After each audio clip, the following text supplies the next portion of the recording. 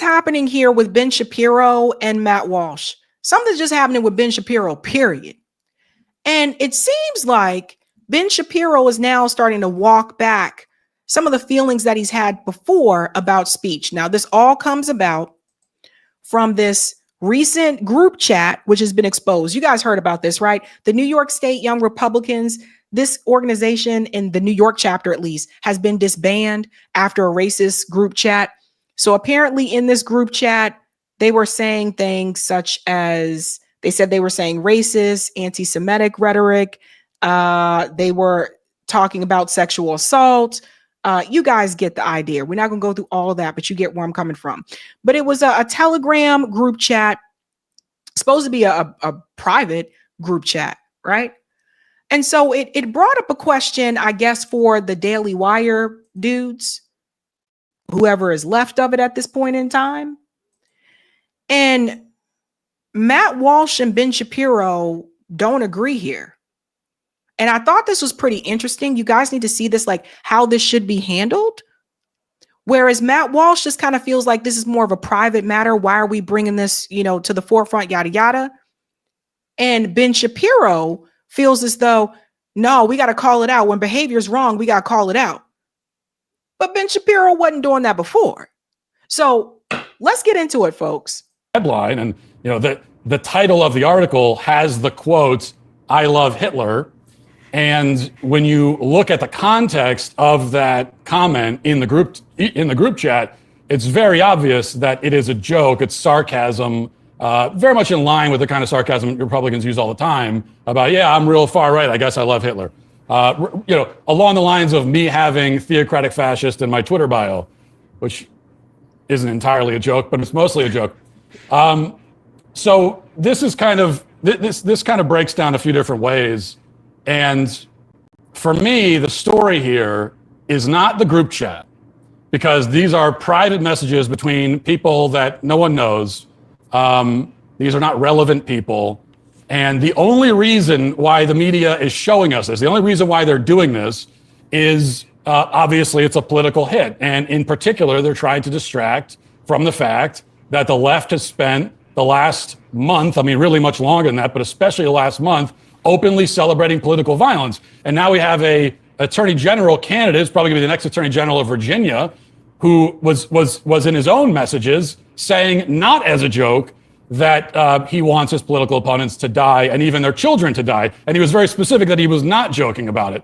And so the left is looking to distract from that. And their way of doing it is by somehow obtaining these messages and putting them out to distract us.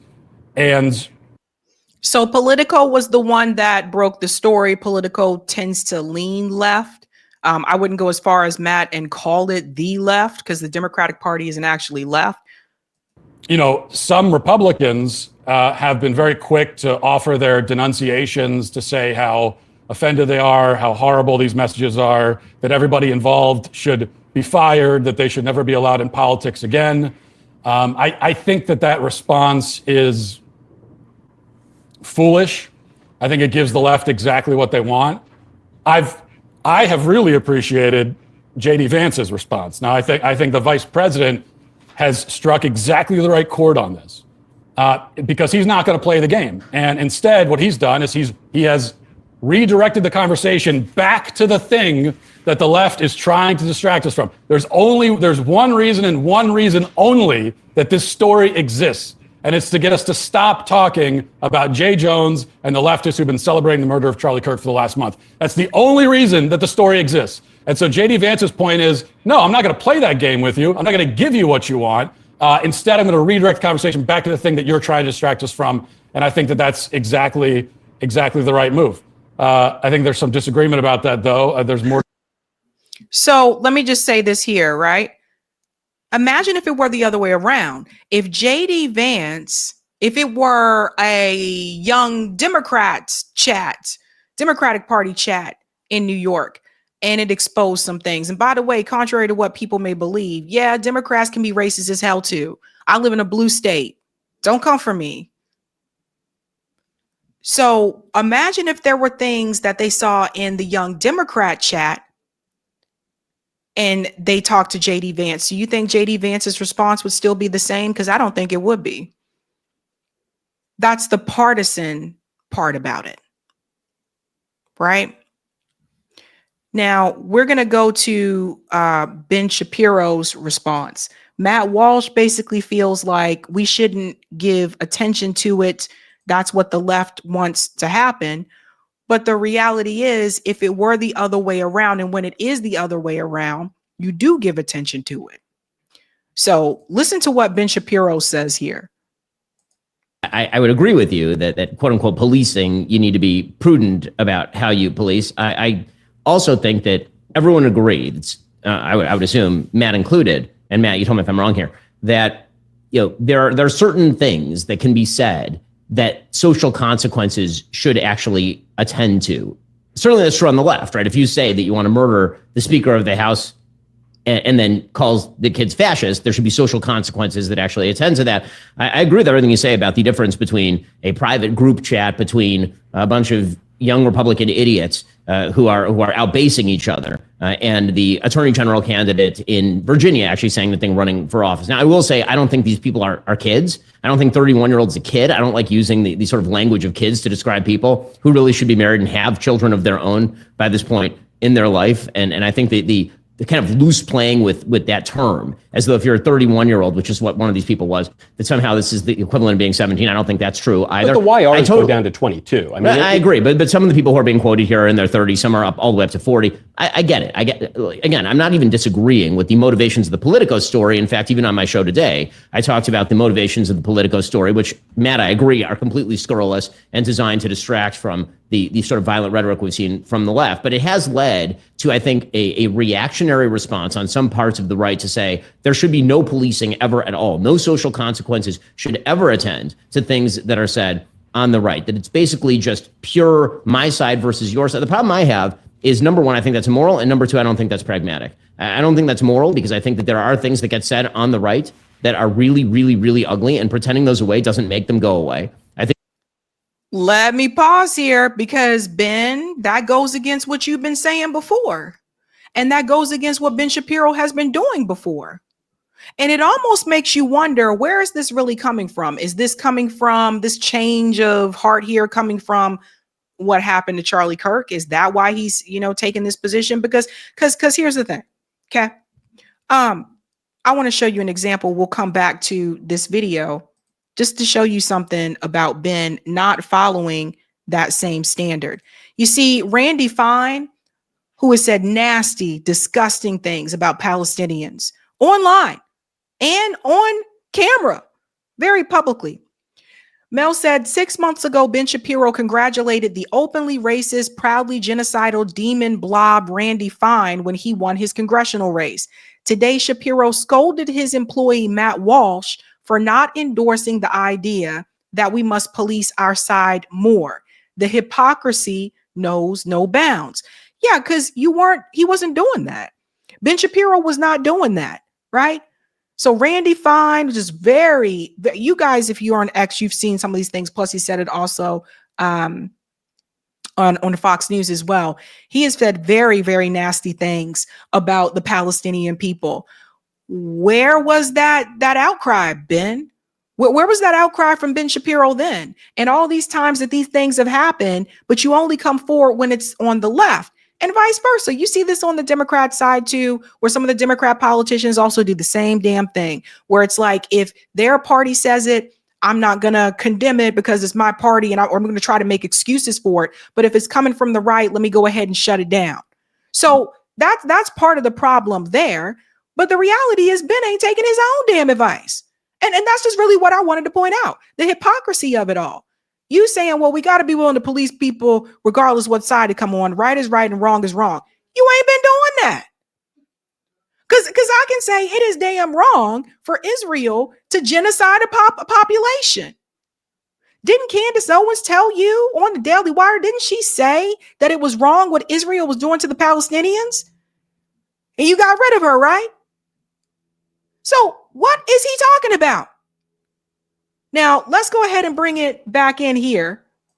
That's the thing that just drives me crazy. I think that they're rising. I think that they're getting more common. I know that my death threats from that side are getting more common. I know I have more security because of that, and it's not just from the left. I have lots of security from the left, and I also get lots of security from the right. Matt, I think a little bit earlier today you tweeted that kind of your litmus test is the people who are trying to kill you, and I totally get that. I also have that litmus test. The difference is that I think that if somebody tries to kill you, Matt, there's a good shot that it's going to be a leftist. If somebody tries to kill me, it's a freaking Agatha Christie novel. I just don't know which direction the bullet is coming from at this point, given the sort of various and sundry radical extremes that exist. I'm not going to say that the right is equivalent to the left in this respect, because I don't think it's been mainstreamed to nearly the same effect on the right that it has been on the left. But to pretend that it has not infiltrated a lot of very important spaces, I think is sort of whistling past the graveyard. Now, again, that's not about the Politico story. This is more of a broad commentary about where we are in the movement.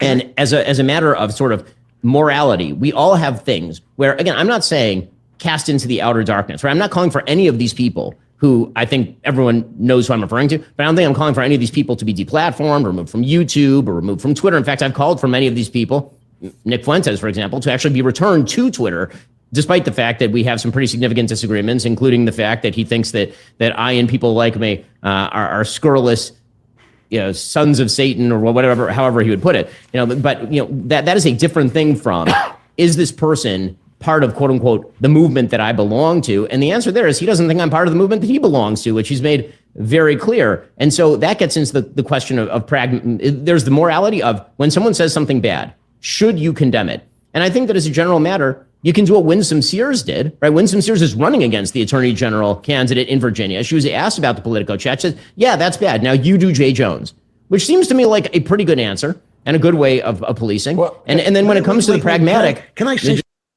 So let me just say here, when someone does something bad, like you should just go ahead and admit and say that's wrong. That's not what you've been doing, though. That's not what Ben Shapiro has been doing. Because I think we can all agree that it's bad to kill children, that it's bad to genocide a population. But you don't think that that's bad. And one of the co-hosts that you had, you said, well, she got to go because she thinks this is bad, because she's calling out Israel. So that's the funny part to me, is like, you have not been doing that. Mr. Facts Don't Care About Your Feelings has not been doing that. So that to me makes me believe that it's fear, right? He says, oh, I've amped up security. It's fear that seems to be driving this. This is the response here at the end from Matt Walsh. Okay. Obviously, if somebody says something publicly and they've decided to announce it to the world, well, then that's fair game for anyone to disagree and anyone to say anything they want about it. But with that in particular, I think that in almost every case, if you are speaking in private, you're having a private conversation, and then somebody with obviously sinister intentions comes along and takes that private conversation and makes it public. In almost every case, my position is, and this has always been my position, I don't care. I'm not even paying attention to it.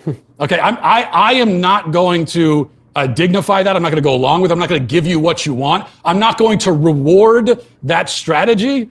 And by the way, part of that's a principled stand on my part. It's also, it's like a self-preservation thing. I don't want people doing that to me. I don't want people going through and revealing my private conversations, not because I'm saying those kinds of things, but because these are private conversations. Now, there are exceptions to that. One exception is if you're running for political office and you want to be the top law enforcement official in a state, and you've said privately that you think that, half of your state should die. Well, that's one of those exceptions. And I think probably in general, if you're running for political office, that's an exception. There are things that become fair game that otherwise wouldn't be. But outside of those exceptions, I just fundamentally disagree with the idea that we should give these people anything that they want, or that we need to start now condemning things that were said in private in conversations that had nothing to do with us. We weren't involved. We don't have the context. They were not intended for any of us to even see in the first place. Who is going to tell Matt Walsh that none of these conversations are private? Who's going to tell Matt Walsh that these Telegram chats, Signal, all of these apps that people think are private, and they're like, oh, we'll get on this because it's more secure and nobody can see who is going to be the one to tell Matt Walsh that none of these conversations are private? People can intercept these conversations at any time. And I feel like the reason that Ben Shapiro is really saying something about that is because of what happened to Charlie Kirk. Because in the past, Ben Shapiro wasn't like, we got to call it out. Right is right and wrong is wrong. And we got to call it out on both sides. He wasn't saying that. He said facts don't care about your feelings. Okay? So where was Ben Shapiro all these years when people were making these kind of comments, these kind of statements and all the stuff that he knew was wrong? But because it wasn't on it, because it was the opposition, he'll speak out of his opposition, but he won't speak out if it's happening within his party. So there you go.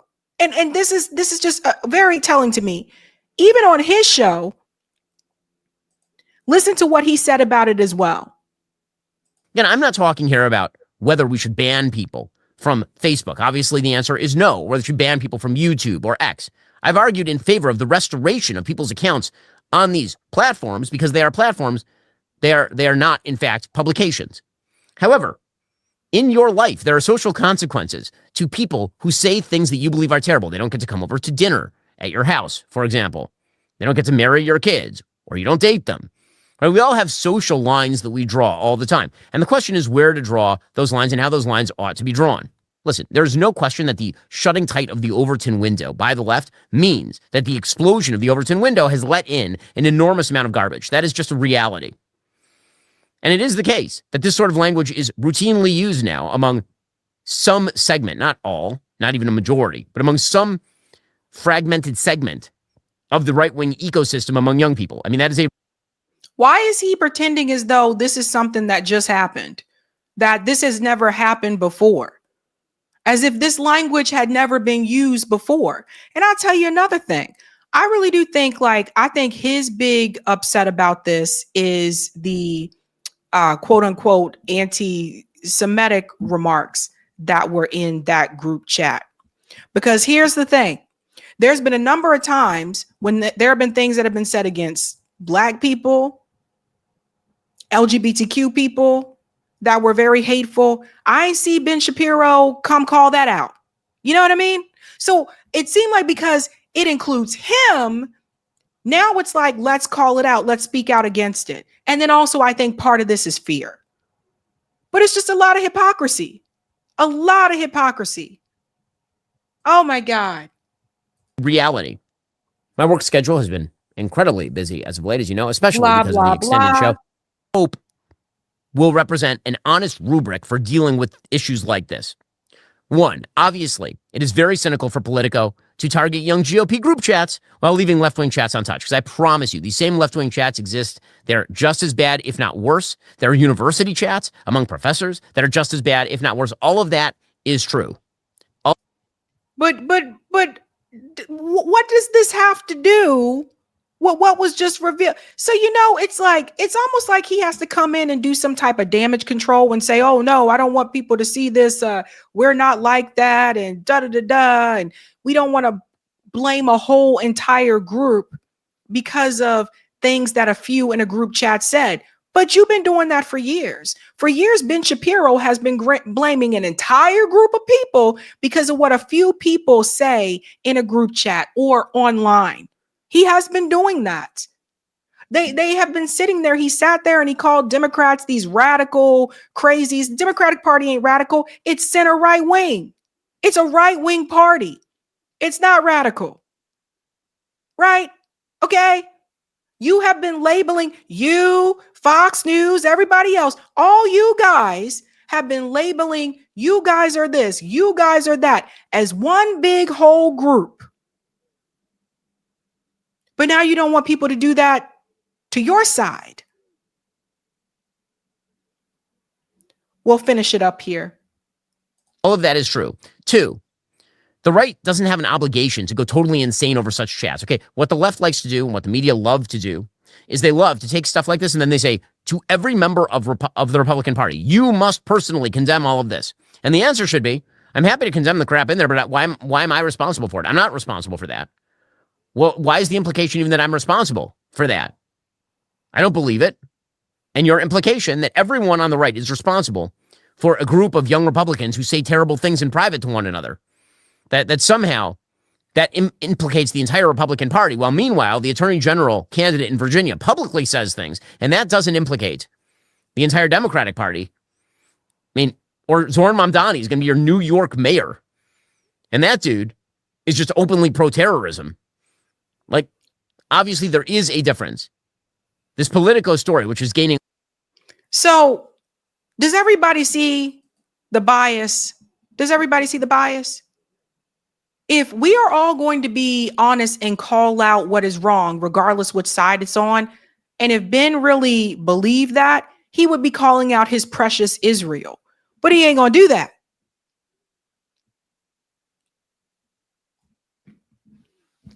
He's not going to do that. He would tell you the truth, that they are committing the genocide. He would tell you, yeah, they're killing these kids, and he wouldn't just call it war anymore. He would be honest about that. So there is a rift that is happening here in particular. I do want to show you guys this because he said this about Marjorie Taylor Greene and some others on the right. He says that they are dividing the Republican Party. And I think this is what a lot of this goes back to as well. Many years people point fingers and say the left is divided, the left is not united. This is the first time that I can remember where I see this happening on the right, right? So it's like, I feel like Ben Shapiro is a gatekeeper on the right.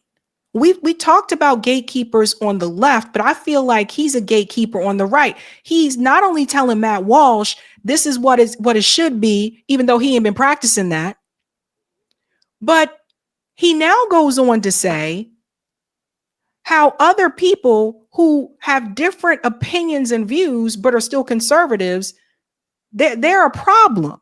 They're dividing the party. Listen. Taylor Greene. She is attacking the president day in and day out. Who's dividing the party? The people who mention it or Marjorie Taylor Greene? Marjorie Taylor Greene spent the last 24 hours ripping into Republican men. For example, Marjorie Taylor Greene, apparently, she tore into her party and said GOP men in the Congress are quote unquote weak. Apparently, and now she's getting this media blitz from the left while torching Speaker Johnson, torching Donald Trump, accusing Donald Trump of a cover-up over Epstein. Quote, whereas President Trump has a very strong dominant style, he's not weak at all. A lot of the men here in the House are weak, Greene said. There's a lot of weak Republican men, and they're more afraid of strong Republican women. So they always try to marginalize the strong Republican women that actually want to do something and actually want to achieve. Sure, that must be it. It can't be that you've been out there day and night getting the strange new respect from the left by attacking Trump over his foreign and domestic policy while engaging in the most rudimentary, conspiratorial nonsense. If you point that out, are you the divider or is it Marjorie Taylor Greene who's busy taking victory laps on CNN? When people keep trotting out folks like Alex Jones, and the idea is that if you don't, quote unquote, unite with Alex Jones, somehow you're undermining the party. It's Alex Jones who's torching members of the Trump administration. I mean, here's Alex Jones on Tucker Carlson's show, torching, in order, Pam Bondi, Kash Patel, and Dan Bongino. Who's the one who's dividing things? Who's the one attacking the president's policy? Who's the one who's shooting inside the tent, by the way?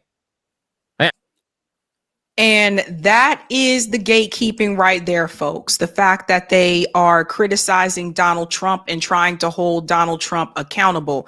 Ben Shapiro doesn't think that that should happen. You see, this is the gatekeeping. And this is a big part of the problem. When you have someone like him, it's like, it should be this way. This is the way it should be. This is the way it should be. Like that type of thing. He kind of looks as though if you start to push in an area where, hey, you ran on this, you said you were going to do this, you know, I'm going to push back because you're not doing what you said you were going to do. That person's a problem. They're dividing the party. And I'm not even part of the Republican Party. But this is crazy. But he's a gatekeeper. Ben Shapiro is there to make sure that everybody stay on one accord. First, he had an issue when people started to break away because of Israel. They got problems with Israel. You got to go. Candace, you're fired. You got to get out of here.